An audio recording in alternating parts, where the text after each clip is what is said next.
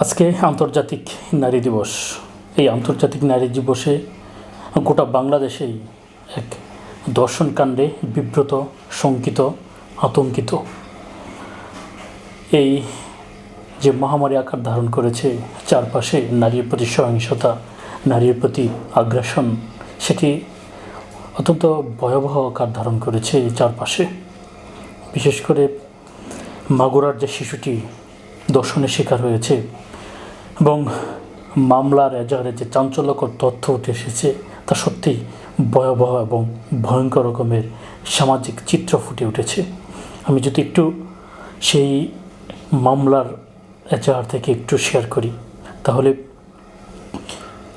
বোনের বাড়িতে বেড়াতে গিয়ে পাশবিক নির্যাতনের শিকার 8 বছরের শিশু বর্তমানে মৃত্যুর সাথে পাঞ্জা লড়ছে। এ ঘটনায় শিশুর মা বাদী হয়ে থানায় মামলা করেছে এবং অভিযোগ করেন তারই বড় মেয়ের স্বামীর সহায়তায় তারই বাবা ধর্ষণ করে ছোট্ট শিশুকে। গত শনিবার 8 মার্চ বোন ও বাবাকে নিয়ে মাগুরা সদর থানায় এই মামলা দায়ের করেন। বিকেল 3টার দিকে মামলাটি রেকর্ড করা হয়।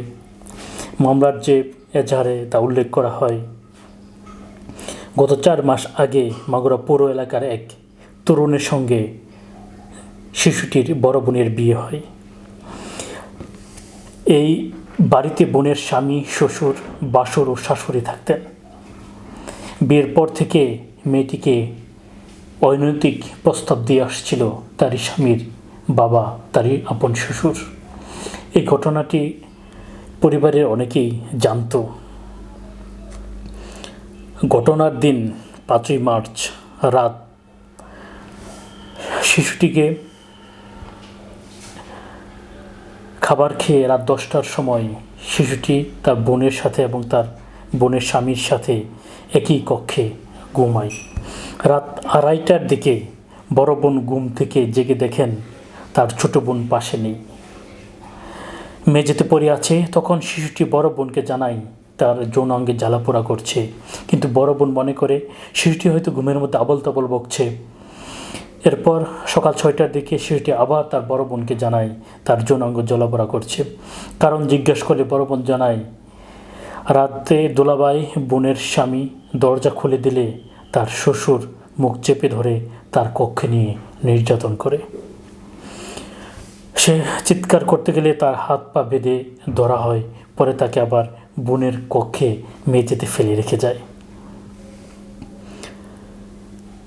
আরও বলা হয়, ঘটনার পর শিশুটির বড় বোন তাকে মুঠোফোনে তার মাকে ঘটনাটি জানায় এবং ঘটনাটি জানানোর পর তার স্বামী তাকে মারধর করেন। একথা কাউকে বলে শিশুটির হত্যার হুমকি দেয় এবং তার 2 বোন আলাদা 2 কক্ষে তাদেরকে আটকে রাখে ওই পরিবারের লোকজন। সকালে এক নারী প্রতিবেশী এলে তার বাসর দরজা খুলে দেন এবং শিশুটির মাথায় পানি দিয়ে সুস্থ করার চেষ্টা করা হয়।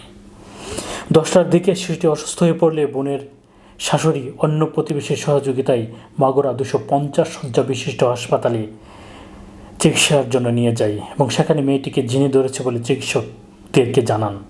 তবে চিকিৎসক ও অন্যান্য বিষয়টি টের পেলে শাশুড়ি হাসপাতাল থেকে পালিয়ে যান। পরে বাদী হাসপাতালে যান। এদিকে শিশুটিকে উন্নত চিকিৎসার জন্য ঢাকা মেডিকেল কলেজ হাসপাতালে নেওয়া হয় এবং তারপরে উন্নত চিকিৎসার জন্য সিএমএইচে স্থানান্তর করা হয়। এই ঘটনায় মেডিকেল বোর্ড এবং ঢাকার সিএমএইচ কর্তৃপক্ষ নিবিড় পর্যবেক্ষণে রয়েছে। এই দর্শনকাণ্ডে বিব্রত গোটা জাতি এবং দেশের বিভিন্ন স্থানেই বিভিন্ন দর্শনের ঘটনাগুলো উঠে আসছে। এটি ধারাবাহিকতায় গাজীপুর জেলার শ্রীপুরেও একই দিনে 2টি দর্শনের ঘটনার তথ্য পাওয়া যায় এবং এই দর্শকদেরকে স্থানীয় জনতা ধরে পুলিশ সোপর্দ করে।